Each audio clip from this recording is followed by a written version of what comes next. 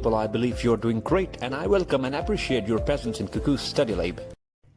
Internecine and devastative wars helped nations realize the necessity for an operating system to regulate interstate transactions, avert war and its utility as an instrument of foreign policy, and perpetuate global peace and stability. But it was not until the end of Second World War and commencement of the San Francisco Conference did the Committee of Nations establish the Bretton Woods institutions and the UN in their bid to attain coveted ends. Fast forward to the future, a new world order was created in a world divided into two camps back then. Of the two orders, one was led by a liberal democratic nation, whereas the Soviet Union spearheaded the other one. Although throughout the chaotic era of Cold War, the liberal order remained bounded in nature just to sprout it out as global order in the aftermath of the collapse of Soviet Union in 1991.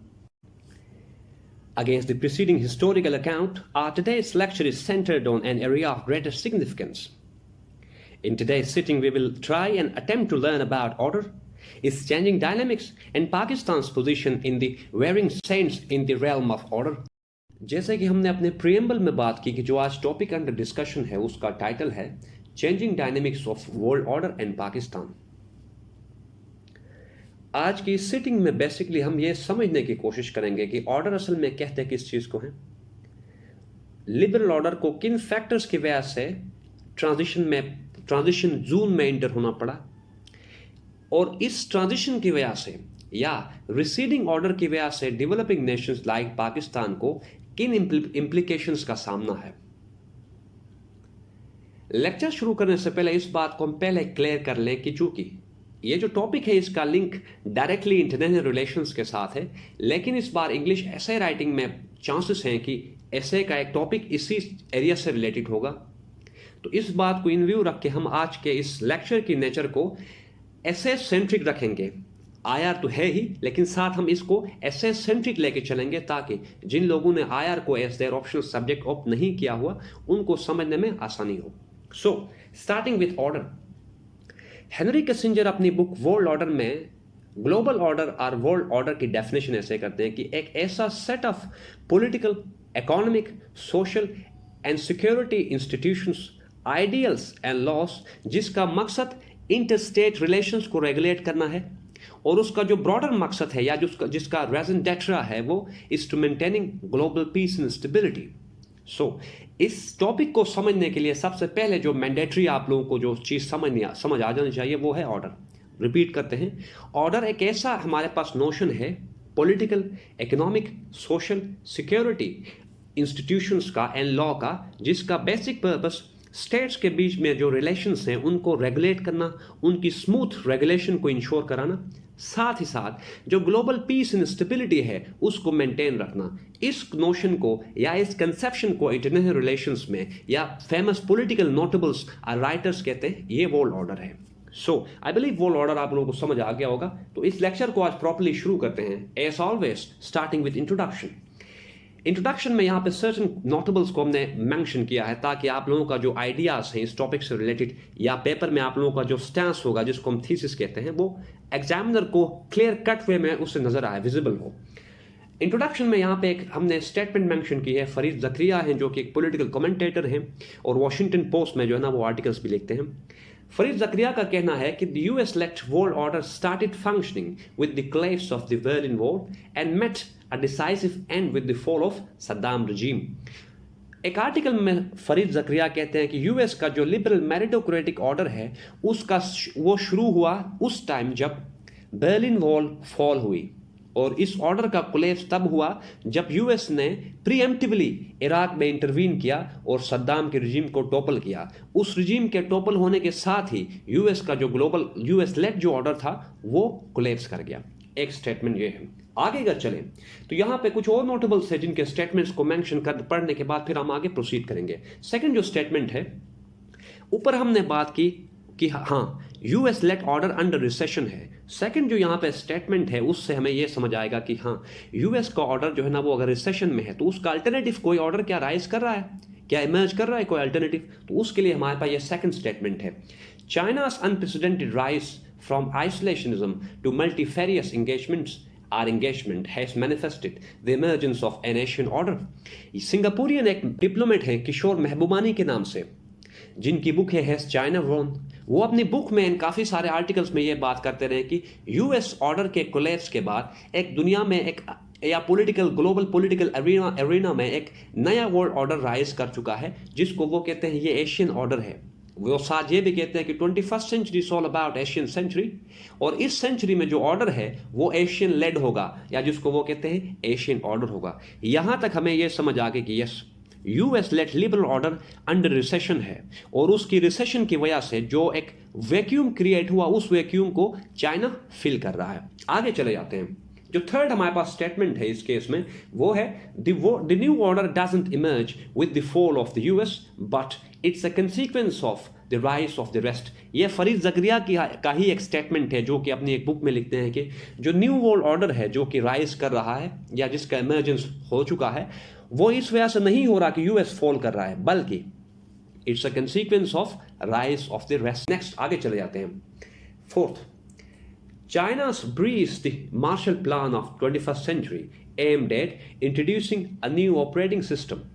एक geographical commentator हैं या एक political scientist consider कर लें, Robert D Kaplan के नाम से। वो एक अपने आर्टिकल में लिखते हैं कि चाइना का जो ब्री है, बेल्ट एंड रोड इनिशिएटिव, वो रिफ्लेक्ट करता है, रिप्लिकेट करता है यूएस का उस मार्शल प्लान को जो कि उसने इंट्रोड्यूस कराया था 1940s में, to re-establish or rehabilitate European economies। तो कैप्लन का यह मानना है कि चाइना ने अपने ब्री के थ्रू एक वर्ल्ड ऑर्डर को इंट्रोड्यूस कराया है। यहां तक हमें समझ आता है कि यस, जो ऑर्डर था, जो पोस्ट वॉर ऑर्डर था, वो अंडर रिसेशन है, और उसके रिसेशन की वजह से एक नया ऑर्डर राइज कर रहा है, जिसको हम इसके बाद कहेंगे एशियन ऑर्डर, या जिसको पैक्स सिनिकाना कहेंगे, या उसको हम कहेंगे चाइनीज लेड ऑर्डर। ठीक, आगे चलते हैं। सेक्शन 2 में हम ये देखेंगे कि ऑर्डर जो मेरिटोक्रेटिक ऑर्डर है, या जिसको हम कहते हैं लिबरल ऑर्डर या यूएस लेड ऑर्डर है, उसके बेसिक फाउंडेशंस क्या हैं, क्योंकि हमें जो ऑर्डर अंडर रिसेशन है उसके बारे में सही समझ तब तक नहीं आ सकती जब तक हम उसके फाउंडेशंस के बारे में हमें आइडिया ना हो। तो सबसे पहला पॉइंट, सेल्फ एक्सप्लेनेटरी यहाँ पे टर्म्स मेंशन किए हैं ताकि ज़्यादा टाइम इन्वेस्ट ना करना पड़े हमें। पॉइंट 2.1 जो यहाँ पे है उसमें है डेमोक्रेटाइजेशन। यूएस लेड ऑर्डर का एक बेसिक जो पर्पस था, one of the basic purposes, वो ये है कि ग्लोबल पॉलिटिक्स को, या जो हमारे पास डिफरेंट स्टेट्स में जो पॉलिटिकल नेचर है उसको डेमोक्रेटाइज करना, या to introduce democracy as a political philosophy across the globe, ये एक पर्पस था। सेकंड, इकोनॉमी को लिबरलाइज कराना। थर्ड, ये हम पढ़ रहे हैं इस टाइम यूएस लेड ऑर्डर के क्या फाउंडेशंस थे या हैं। Third point, collective security.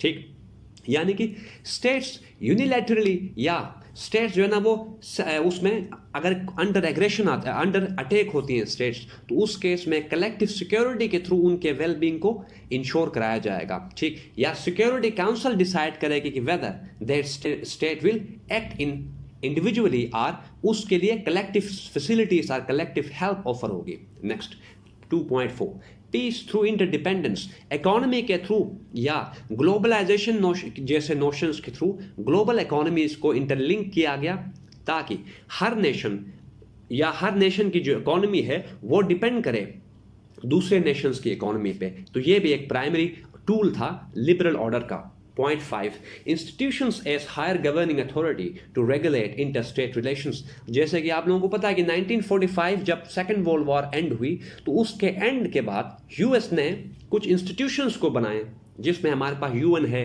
IMF है, वर्ल्ड बैंक है, एंड सो ऑन। उन सब इंस्टीट्यूशंस का पर्पस ये था कि वो इंटरस्टेट रिलेशंस को, चाहे वो इकोनॉमिक इन नेचर हो, पॉलिटिकल हो, या किसी भी नेचर के हो, उनको रेगुलेट करना so as to ensure global peace and stability. ठीक, ये एक यूएस का एक एम था। अब और उसको अटेन यूएस कर रहा था या करना चाह रहा था इस ऑर्डर के through. Point 6, democratic ideals. US का ये भी उसके एस्पिरेशंस थी कि जो उसकी वैल्यूज हैं, या यूएस की जो सोशल वैल्यूज है, फॉर एग्जांपल जेंडर इक्वालिटी, या माइनॉरिटीज को उनके राइट्स देना, ठीक, freedom of expression, democracy, transparency, rule of law, ये कुछ आइडियाज थे यूएस सोसाइटी के, जो कि यूएस ने इंप्लीमेंट करने की कोशिश की through it's order. Point next 7, non interference, non intervention, Pacific settlement of disputes, या रूल ऑफ लॉ। यूएस ने अपने इस ऑर्डर की एक फाउंडेशन ये भी रखी कि जो स्टेट्स हैं, डिफरेंट जो स्टेट्स हैं, वो किसी और स्टेट की बॉर्डर्स की सैंक्टिटी को ब्रीच नहीं करेंगे। Non interference and non intervention के जो प्रिंसिपल्स और नोशंस हैं उनको इंश्योर कराया जाएगा, ठीक। और स्टेट्स के बीच में जो डिस्प्यूट्स होंगे वो पीसफुली डिप्लोमेटिकली सॉल्व होंगे, ना कि मिलिटरीली। तो ये था यूएस का ऑर्डर। यहां से इन पॉइंट्स के बाद या इनको पढ़ने के बाद हमें समझ आ रहा है कि यस, यूएस का जो ऑर्डर था उसकी एग्जिस्टेंस आज हमें कहीं नजर नहीं आती, क्योंकि दुनिया में आप लोगों को पता है कि हर तरफ केओस है, वॉर हर तकरीबन in one way or the other. जैसे यूक्रेन है, इंडिया में जो कश्मीर के साथ इंडियंस कर रहे हैं, पैलेस्टाइन में कल जो वहां पे इंसिडेंट हुआ है, इस तरह एंड सो ऑन। ये कुछ ऐसे हमारे पास डेवलपमेंट्स हैं जिनसे हमें ये कंफर्म हो जाता है कि यूएस लेड ऑर्डर है वो अंडर रिसेशन है, क्योंकि उस ऑर्डर के जो प्राइमरी ऑब्जेक्टिव्स थे वो तो फेल होते नजर आ रहे हैं, ठीक। ये जो 7 पॉइंट्स हमने पढ़े ये यूएस के ऑर्डर के फाउंडेशंस हैं।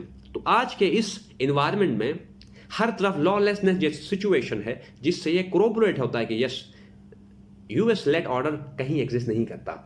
आगे चले जाते हैं। अब सेक्शन 3 में हम ये पढ़ेंगे कि कैसे ऑर्डर की डायनेमिक्स चेंज हो रही हैं, ठीक। या हम ये पढ़ेंगे कि वो कौन से डेवलपमेंट्स हैं जिनसे हमें ये मैनिफेस्ट या कंफर्म होता है कि यस, ऑर्डर यूएस का जो लेड ऑर्डर है और अंडर रिसेशन है या वो कोलैप्स कर रहा है, ठीक। सबसे पहला यहाँ पे एक स्टेटमेंट, हमने यहाँ पे 2 स्टेटमेंट बल्कि हैं कि the author has stop bearing the cost to maintain order. For example Fareed Zakaria ही कहते हैं अपने एक आर्टिकल में, एंड इसी तरह एक और पॉलिटिकल कमेंटेटर हैं जॉन जी आइकनबेरी के नाम से, जो कि लिखते हैं कि यूएस, जो कि जिसने इस ऑर्डर को बनाने वाला, इस ऑर्डर को क्रिएट करने वाला US has stop caring about order, ठीक। तो जब ऑर्डर के बारे में कोई केयर करने वाला नहीं होगा तो कैसे ऑर्डर मेंटेन रहेगा।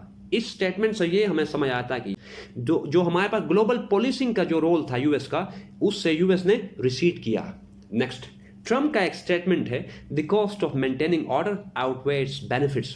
क्योंकि ट्रम्प हमारे पास पता है कि ये एंटी ग्लोबलिस्ट था, ठीक, ये आइसोलेशनिस्ट था। तो ये 2 स्टेटमेंट्स हैं जिनसे हमें कंफर्म हो जाता है कि यूएस ने अपना एक जो ट्रेडिशनल रोल था, जो ग्लोबल पॉलिसिंग का जो रोल था यूएस का, उससे यूएस ने स्टेप बैक किया है। अब आगे कुछ देखते हैं कि इस ऑर्डर के साथ या यूएस लेड ऑर्डर के साथ क्या इश्यूज थे जिनकी वजह से इसकी कोलैप्स को एक इम्पेटस मिला। सबसे पहला जो यहां पे हमने पढ़ा लिखा है पॉइंट, क्राइसिस ऑफ अथॉरिटी। अब इस जो ऑर्डर है इसकी मेंटेनेंस के लिए कोई हमारे पास प्राइमरी एक्टर अवेलेबल नहीं है। जैसे ऊपर हमने बात की कि यूएस ने अपना रोल प्ले करने से स्टेप बैक किया है, तो इसका मतलब यह है कि जो यूएस लेड ऑर्डर था उसमें अथॉरिटी का क्राइसिस है, यानी इस ऑर्डर को ओवरसी करने के लिए कोई अथॉरिटी अवेलेबल नहीं है। तो in the absence of any higher governing authority orders don't function, ठीक। एक तो ये है, क्योंकि हमें यह भी पता है कि जैसे अमेरिका फर्स्ट पॉलिसी थी ट्रम्प की, सही, उसके बाद कोविड-19 के बाद यूएस का जो एक इंसुलर बिहेवियर या पोस्चर था, उससे हमें समझ आ गया कि yes, US doesn't care about maintaining order. आगे चलते हैं। Point 2, crisis of purpose. अब जॉन जे आइकनबेरी अपने एक आर्टिकल में लिखते हैं कि जो ग्लोबल ऑर्डर था या लिबरल ऑर्डर था, उसका जो रेजन डेट्रा था in the post war era, वो ये था कि यूरोपियन यूनियन में पीस एंड स्टेबिलिटी को मेंटेन करना as long as the order was bounded in nature. लेकिन सोवियत यूनियन की कोलैप्स के बाद वो ऑर्डर जो बाउंडेड था या जो कि कंसंट्रेटेड था यूरोपियन कॉन्टिनेंट में, उसका वो प्रोलिफरेट करता है या उसका आउटवर्ड मूव करता है वो ऑर्डर, सही। और उसके आउटवर्ड मूवमेंट की वजह से वही बाउंडेड ऑर्डर अब ग्लोबल बनता है कोल्ड वॉर के बाद। अब जब कोल्ड वॉर के बाद वो ऑर्डर ओपन अप होता है, तो उसका जो सोशल पर्पस था, जो कि यूरोपियन यूनियन में सिक्योरिटी एंड स्टेबिलिटी को इंश्योर कराना था, वो ऑर्डर उसका फेल हुआ। या यूएस की कैपेसिटी इतनी नहीं थी कि वो global order and global peace and stability को इंश्योर कराए, जबकि कोल्ड वॉर तक यूएस की रिस्पॉन्सिबिलिटी या यूएस लेड ऑर्डर का बेसिक पर्पस यह था कि वेस्टर्न यूरोप में पीस एंड स्टेबिलिटी को इंश्योर कराया जाए, कम्युनिस्ट सोवियत यूनियन को कंटेन रखा जाए। लेकिन कोल्ड वॉर के बाद वो ऑर्डर ग्रो आउट करता है, उसकी वजह से, उसके ग्रोथ की वजह से यूएस का जो पोटेंशियल है to regulate interstate relations through its institutions, वो उसका जो पोटेंशियल है वो डिक्रीज होना शुरू होता है। तो इसकी वजह से ऑर्डर का जो पर्पस था वो कोलैप्स कर गया। ठीक, next, domestic irregularities in polarization. जैसे कि आप लोगों को पता है कि यूएस में डोमेस्टिक पोलराइजेशन है, मसलन डेमोक्रेट्स एंड लिबरल्स, या हमारे पास जो डिफरेंट वहाँ पे पॉलिटिकल पार्टीज हैं या डिफरेंट सोशल क्लासेस हैं, उनके बीच में एक chaotic सिचुएशन है, एक कोलैप्स है बेस्ड ऑन सर्टेन फैक्टर्स। तो डोमेस्टिक पोलराइजेशन है यूएस में। यूएस की इकोनॉमी जो है ना वो उसकी ग्रोथ उस नेचर की नहीं है जो कि डिजायर्ड थी। ठीक, फिजिकल इरेगुलरिटीज है यूएस में। तो जब इकोनॉमी सही तरीके से फंक्शनल नहीं होगी तो ऑर्डर को मेंटेन रखने का तो सवाल पैदा नहीं होता। एक इशू ये है लिबरल ऑर्डर के साथ। Next, our stretched engagements and protracted wars. फिर फरीद ज़करिया ये कहते हैं कि यूएस को ऑर्डर कोलैप्स न करता अगर यूएस फॉरएवर वॉर्स न लड़ता, जैसे अफगानिस्तान में, जैसे इराक में इंटरवेंशन न करता। तो हमारे पास एक ये भी टेंजिबल प्रूफ है या एक ऐसा फैक्टर है जिसने इम्पिटस प्रोवाइड किया to the collapsing order. Next, inability to answer modern questions, या जो हमारे पास एक और भी नोशन है कि जो यूएस लेड ऑर्डर था उसकी इतनी एफिकेसी या उसकी वो इतना इफेक्टिवनेस, उसको वो इतना इफेक्टिव नहीं था कि जो हमारे पास न्यू चैलेंजेस हैं लाइक क्लाइमेट चेंज है, टेररिज्म है, साइबर अटैक्स हैं and so on, in issues के लिए या इन चैलेंजेस के लिए यूएस लेड ऑर्डर के पास कोई वायबल ऑप्शन या सॉल्यूशन नहीं है। तो due to absence of any viable solution to emerging challenges, US order की जो रेलेवेंस थी वो नॉन एग्जिस्टेंट है ऑलमोस्ट। अब हम कुछ वो पॉइंट्स आगे पढ़ने लगे हैं जिनसे हमें यह पता चलेगा कि यस, यूएस का जो ऑर्डर है वो उसका डिमाइज हो चुका है। पॉइंट 1 यहां पे हमने जो लिखा है वो है growing इनइफेक्टिवनेस of international organisations necessitating for more responsive and updated set of arrangements to regulate interstate transactions। जैसे कि आप लोगों को पता है कोविड-19 के बाद या उससे पहले भी यूएस ने जो ग्लोबल इंटर गवर्नमेंटल ऑर्गेनाइजेशंस हैं like UN, WTO, WHO and so on, उनको न सिर्फ पॉलिटिसाइज किया बल्कि मिलिटराइज किया। ठीक, चाइना को कर्टेल एंड चाइना के इन्फ्लुएंस को कर्टेल करने के लिए, चाइना के क्लाउड को कंटेन करने के लिए यूएस ने इन इंस्टीट्यूशंस को मिलिटराइज किया। उनकी मिलिटराइजेशन की वजह से उन इंस्टीट्यूशंस का जो पोटेंशियल था वो इरोड करता रहा टाइम टू टाइम। सही, जब ऐसी बात है तो फिर हमें इस सेंचुरी में या इस डेकेड में ऐसे इंस्टीट्यूशंस की जरूरत है जो कि ज्यादा मतलब वेल रिस्पॉन्सिव हो, प्रॉब्लम सेंट्रिक हो, रिजल्ट ओरिएंटेड हो। ठीक, next point 2, revival of great power politics. अब एक और भी हमारे पास डेवलपमेंट है ग्रेट पावर पॉलिटिक्स, जिसने ये बात कंफर्म किया कि यस, जो ऑर्डर है लिबरल मेरिटोक्रेटिक ऑर्डर, जिसका पर्पस था कि जियोपॉलिटिक्स को कर्टेल करना, जियोपॉलिटिक्स को साइड लाइन करना, ठीक, स्फेयर ऑफ इन्फ्लुएंस जैसे नोशंस को साइड लाइन करना और इकोनॉमीज को या जियो इकोनॉमिक्स को प्रायोरिटाइज करना था। लेकिन आजकल जो एक ट्राइलेटरल कोल्ड वॉर है या जिसको हम कहते हैं ग्रेट पावर राइवलरी है between Russia, China and US, इनकी राइवलरी से हमें इस बात की समझ आ जाती है कि जो यूएस लेड ऑर्डर का जो पर्पस था वो फेल हो चुका है। ठीक, अगर फेल ना होता उस ऑर्डर का पर्पस तो आज हम ग्रेट पावर राइवलरी कभी ना देखते। तो एक ये पॉइंट है। Third, democracy is retreating in favour of authoritarianism. जैसे कि आप लोगों को पता है डेमोक्रेसी जो है ना वो इस इन रिसेशन है। Time and again different authors लिखते रहे हैं कि दुनिया में अथॉरिटेरियन रिजीम्स या अथॉरिटेरियन लीडर्स राइज कर रहे हैं। जैसे नोम चॉम्स्की कहते हैं कि ग्लोबल जो हमारे पास पॉलिटीज हैं या जो डिफरेंट नेशंस हैं जो कि अदरवाइज पहले डेमोक्रेसीज थी, वहां पे रिएक्शनरी इंटरनेशनल राइज कर रहे हैं। फॉर एग्जांपल मोदी है एंड सो। तो एक हमारे पास ये भी एक डिसाइसिव फैक्टर है जो कि कंफर्म करता है कि डेमोक्रेसी या US led order is under recession. Next point 4, clash of civilizations and systemic racism making intercommunal global war inevitable। जैसे कि हमने शुरू में पढ़ा कि किसी भी ऑर्डर का जो बेसिक पर्पस होता है वो is to ensure global peace and stability। लेकिन आप लोगों को पता है कि आजकल clash of civilization की जो थीसिस है वो एक सेल्फ प्रोफेसी बन रही है। फॉर एग्जाम्पल इस्लामोफोबिया जैसे कंसेप्ट है, सिस्टेमिक रेसिज्म है। ठीक, ये वो हमारे पास कुछ डेवलपमेंट्स हैं जिन्होंने थर्ड वर्ल्ड वॉर को इनएविटेबल बनाया है। अब अगर ऐसी बात है तो जो ऑर्डर है जिसका purpose global peace and stability को इंश्योर कराना है, तो उस ऑर्डर का जो पर्पस है वो फेल हो गया। एक ये हमारे पास डेवलपमेंट है। Next point 6, the ideals of revering state sovereignty, renouncing war as an instrument of foreign policy and practicing non-interference have become notions of the past। अब यहाँ पे कुछ टर्मिनोलॉजी से जो कि आपने समझना है, स्टेट सॉवरेनिटी के को रिस्पेक्ट देना, ठीक, वॉर को रिनाउंस करना as an instrument of foreign policy and practicing non interference. सबसे पहले हम बात करेंगे स्टेट सॉवरेनिटी की। अब यूएस या जो बाकी हमारे पास मेजर पावर्स हैं वो इन वन वे और अदर जो माइनर स्टेट्स हैं, जो लेस इन्फ्लुएंशियल स्टेट्स हैं, उनमें इंटरवीन करते हैं, उनकी सॉवरेनिटी को ब्रीच करते हैं। फॉर एग्जांपल 2011 में यूएस मिलिट्री ट्रूप्स जो है ना पाकिस्तान की बॉर्डर्स को ब्रीच करके इंटर होते हैं, जो उसामा का जो केस है, एक ये हमारे पास। इसके अलावा भी अब जब रिसेंटली पाकिस्तान में जो रिजीम चेंज का एक नोशन यहाँ पे है, तो ये भी हमारे पास एक पॉलिटिकल इंटरवेंशन है। Similarly US and other major powers intervene करते हैं militarily, politically, socially, economically, technologically.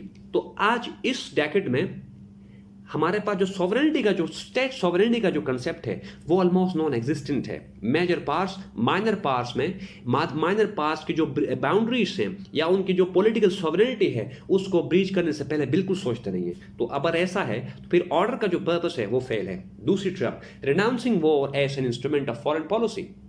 अब अगर हमने वॉर को रिनाउंस करना था एज फॉरेन पॉलिसी का इंस्ट्रूमेंट, तो जो यूक्रेन में जो आजकल चल रहा है उससे यह कंफर्म होता कि yes, states are still using war as their foreign policy instrument, या स्टेट्स अभी तक या अभी भी वॉर को यूटिलाइज करती हैं अपने इंटरेस्ट को एक्रू और अटेन करने के लिए। Next, practicing non interference. जैसे कि ऊपर हमने बात की है कि नॉन इंटरफेरेंस को रिवियर किया जाएगा as per the US led order, but US ने time and again different nation में इंटरवीन की, रिजीम चेंज को कंसेप्ट यूएस ने इंट्रोड्यूस कराया, डेमोक्रेसी फ्रॉम अबव जैसे कंसेप्ट यूएस ने या प्रैक्टिस यूएस ने एक्सरसाइज की। तो ये हमारे पास सर्टेन डेवलपमेंट्स है जिनसे फर्दर कंफर्म होता है कि जो यूएस लेड ऑर्डर था उसका बेसिक रेजन डेट्रा जो है ना वो फेल हो गया है। आगे point 7, mushrooming in relevance of Washington consensus. अब इस टॉपिक पे या इस टर्मिनोलॉजी पे पूरा हमारे पास एक कंप्लीट लेक्चर है, वॉशिंगटन कंसेंसस क्या है, लेकिन ब्रीफली जो हमारे पास कैपिटलिज्म है एज इकोनॉमिक फिलॉसफी ये फेल हो चुकी है।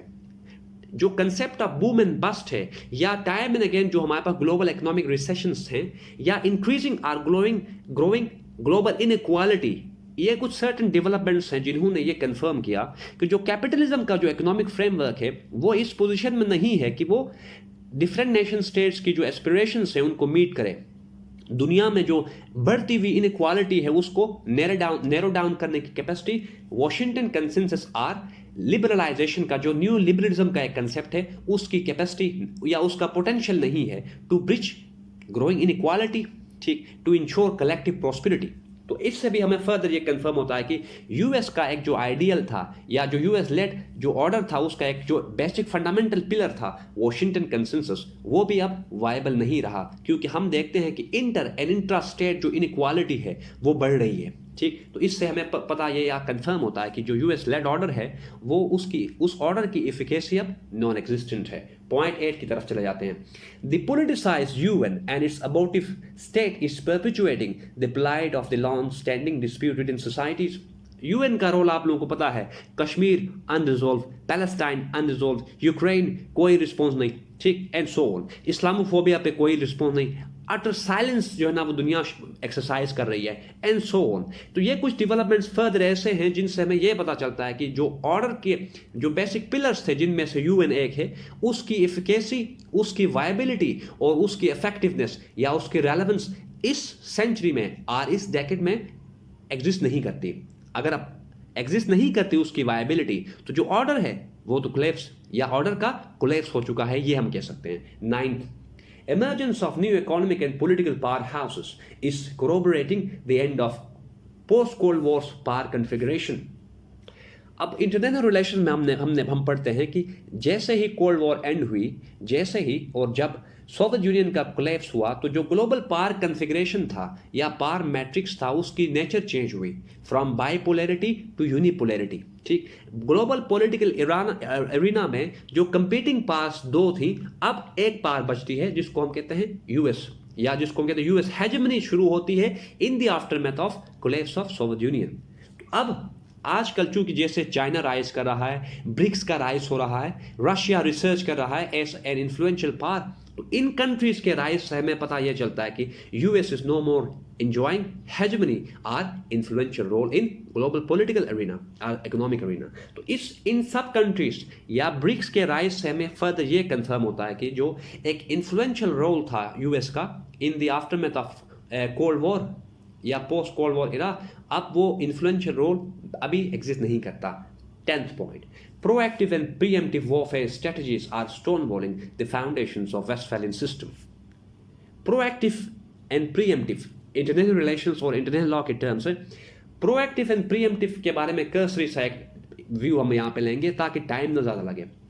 यूएस ने जो इंटरवीन किया अफगानिस्तान में, एक बात. इसराइल जो प्रीएम्प्टिव जो है ना वो थ्रेट से पहले या किसी अटैक से पहले जो है ना प्रीएम्प्टिवली जो अटैक करता है.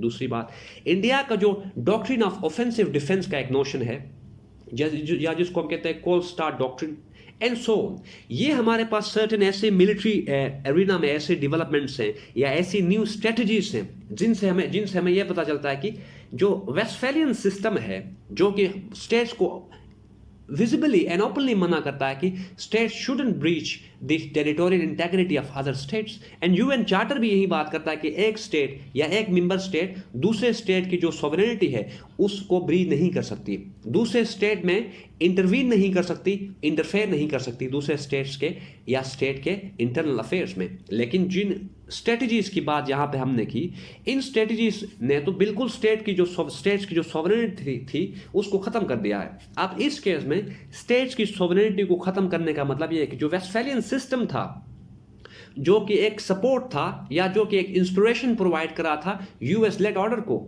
वो भी कोलैप्स कर रहा है. ठीक, और हमें कैसे पता चला कि वो कोलैप्स कर रहा है? क्योंकि जो इसके आइडियल्स हैं, वेस्टफैलियन सिस्टम के आइडियल्स हैं, उन्हीं आइडियल्स को यूएस ने अपने उस ऑर्डर को बनाने के लिए बोरो किया था. अब जब वो यूएस ऑर्डर कोलैप्स कर रहा है तो automatically Westphalian system of nation states भी कोलैप्स कर रहा है. ठीक, ये तो हमारे पास थे सर्टेन पॉइंट्स जिनसे हमें यह पता चला कि जो ऑर्डर है या यूएस लेड जो ऑर्डर था वो कोलैप्स कर गया है या उसकी डिमाइज हो चुकी है. अब हम इस सेक्शन में ये देखेंगे कि पाकिस्तान के लिए क्या इंप्लीकेशंस हैं, पाकिस्तान की क्या रेलेवेंस है इस changing dynamics of world Order में, या हमारे पास जो ऑर्डर अंडर ट्रांजिशन है उसमें Pakistan and other developing countries के लिए क्या इंप्लीकेशंस हैं.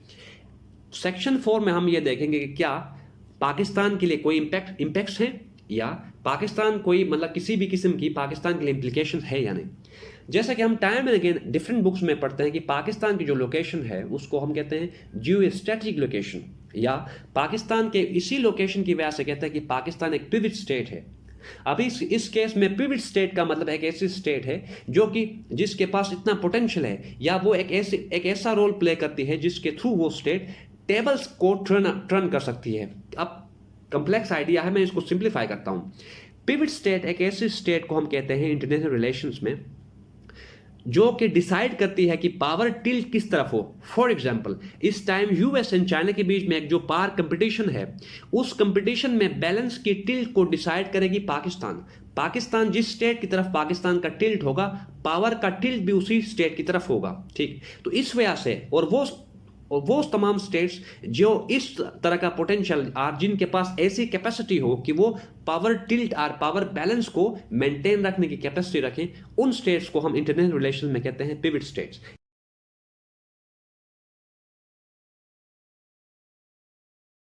या जिनको हम कहते हैं शटल बेल्ट्स या जियोग्राफिकल सीम उनको कहते हैं. ठीक, तो पाकिस्तान की इस जियोग्राफिक लोकेशन की वजह से जो चेंजिंग वर्ल्ड ऑर्डर है या इवॉल्विंग वर्ल्ड ऑर्डर है उसमें पाकिस्तान की सिग्निफिकेंस बहुत ज़्यादा है.